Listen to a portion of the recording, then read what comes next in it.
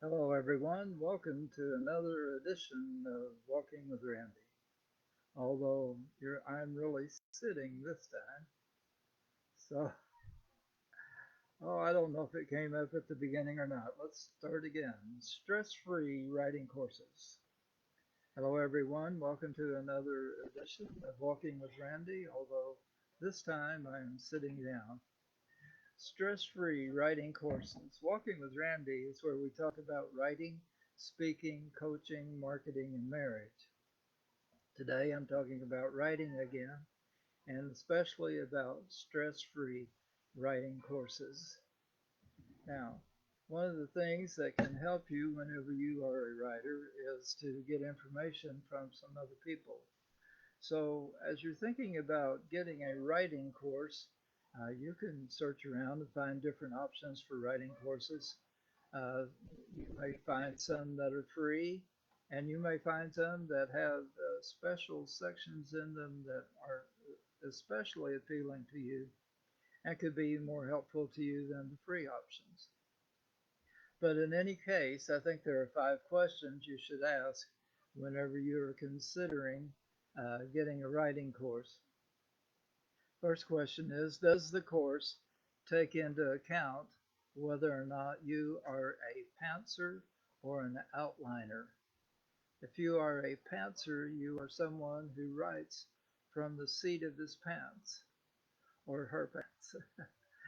Or if you're an outliner, you may like a detailed outline with major points and subpoints and maybe even subpoints. It's important that you understand that there are two different types of personalities that write. And you may be somewhere in between the two. That's where I sort of put myself. But whenever I was in high school or grade school and I had to do some writing, I would often write the article first and then I'd go back and make the outline because it was required to turn in an outline with it. Then later on, I learned the value of a macro outline, so to speak, where you had at least the major points and you did not delve into the sub point level very much before you did the writing. But either way, if you're having a course, it's important for the person who's teaching the course to recognize that there are these two different types of personalities. And then you need to weigh out whether or not you think the course will be beneficial to you because of your personality type. Second question is, does the course show you how to set up a schedule? Now, of course, the secret to writing a book is to figure out how many words the book is going to be, more or less, and to set up a schedule of writing. Again, you can have two different ways of doing this. If you're wanting to have stress-free writing, a course on stress-free writing, then you would not be locked into a heavy outline if you were a pantser, or you would not be locked into just rambling around. It may feel that way to you if you were an outliner. Same way on setting up a schedule. You need to figure out whether you want your schedule to be so much time a day. Many people can carve out an hour and a half a day. Many authors do that.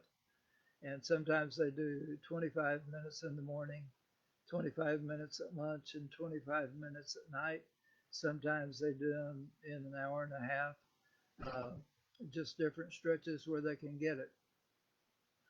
But does the course teach you that you can do a method where uh, time is the constant and the number of words is the variable? That would mean that you would write for a set period of time, not caring too much what the total number of words was. And you'll find out that that all balances out in the end. The other way to do it is to have a word count goal for each day and keep writing until you get the desired number of words. or at least the desired number of words, or at least what would have been by an average number of words according to the day that you were on. In that case, the number of words is the constant and the time is the variable. Now, if you go the number of words route, I caution you about writing and rewriting as you go. It would be better if you could to get your number of words done and then go back in and correct the spelling and all the other mistakes that you may have made. Some people are not wired that way to where they can do that and they have to have each paragraph perfect as they go. Just be aware then that the number of words is your constant, and so you may run beyond an hour and a half. You may end up being at about 2 hours or so, or maybe even 2.5. But of course, should encourage you to set up a schedule. And you can figure the schedule on your own time. Is it a 5-day-a-week schedule? Is it a 6-day-a-week schedule? Is it a 7-day-a-week schedule? Of course, I find taking off on Sundays is really good, but take that into account. So does the course take into account whether you are a pantser or an outliner? Does the course help you in setting up a schedule to accomplish the goal of writing your book? And then does the course show you how to avoid the trap of endless research? There is there's a necessity of doing research, especially if you don't know quite as much about your topic, or maybe the setting if you're writing fiction, or some facts that you will have to find. But there is such a problem with continuing to research that some people never get to write. In fact, there's a term for it. Those that are working on doctoral programs sometimes say they have an ABD doctorate, which means all but dissertation. Now, the problem with that is, yes, all the coursework is done, but it still really is not a doctorate until the dissertation is done. And that is such a valuable part of the whole process because just of the discipline of writing the dissertation and all the things that you learn by finally getting that project done. I have a friend who was working on a doctoral program and he told me the topic of his book. I thought, boy, that sounds really good. The next time I saw him, several weeks later, I said, how's it going? He said, it's going well. And he told me about a new book that he found out that related to his topic. And I thought that was fine. But a couple of months later, I asked him if he had started on the rough draft. And he said, no, but I have found a new book. And then a little while later, he still hadn't got very far on his rough draft, but he had found a new book that would help him to do that. You can get in the process of endless research. Your course should help you to figure out how to tame that research. And just a little hint, one of the things you can do is just write down the word start on a certain day on your calendar. When you get to that, the time for research is over. Now, as you start writing, you may find things that need further research. Well, then you can just put in a little symbol there, like 3 or 4 asterisks. And then you will go back later after you've written the rough draft and you will do that research. Only this time it will be very pointed because you will only research to answer the question that was related to those asterisks. But does your course help you to figure out how to handle the research? And then, does the course discuss the different publishing options there are today? With the advent of computers, personal computers, and the type of publishing that we have today, everyone can get a book done. You have to be more diligent if you're going to self publish. We need to understand there are three types of publishing. One is self publishing. That is possible today because of publish on demand technology.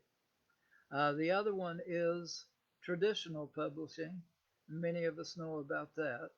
And with the self publishing and many authors becoming very successful at self publishing, some well known authors even preferring to self publish to traditional publishing. On the other hand, traditional publishers still do carry a certain amount of prestige, in some cases, quite a bit of prestige. But you need to know that you have those two options. But there is another option today, and that is called hybrid publishing. And that is where you do some of the things that would be involved in self publishing, and then the company will offer to help you with things like editing uh, and various other things, formatting, maybe even putting the work into the program or the publisher that you're going to use. And of course, each of these options do have a cost to them. And some people think that hybrid publishing is the best way to go. Does your course teach you about those three types of publishing?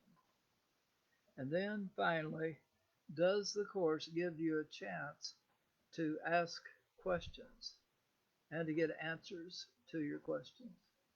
Well, if you are taking a live course and you possibly have a chance to ask questions if it's set aside for you. If you're taking a course over Zoom and the option is set up where the audience can interact, then you can ask your questions. If you are uh, taking a course that has additional coaching as an option with it, then certainly you will get your questions answered. If you have one-on-one coaching with the teacher, you will get specific answers to your questions. Many people find that group coaching works very well for them because one person's question is the same question that many others have. And once that question is answered, then it is answered for many at the same time. But some courses allow you to go into a social media platform such as Facebook and set up a private group where you can go in and have your questions answered and you can discuss things with other authors just like you. So, have you had these questions answered here? Does the course take into account whether or not you are a pantser or an outliner?